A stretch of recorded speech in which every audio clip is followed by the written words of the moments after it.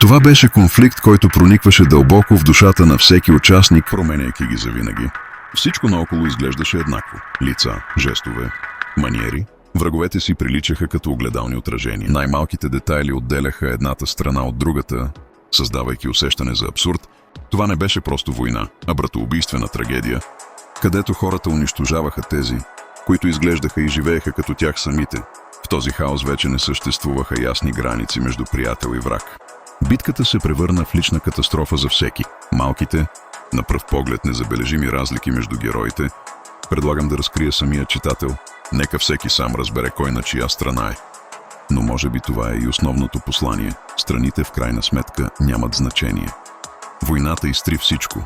Не само политическите и идеологическите различия, но и вътрешните граници на всеки човек, превръщайки ги в собствени врагове.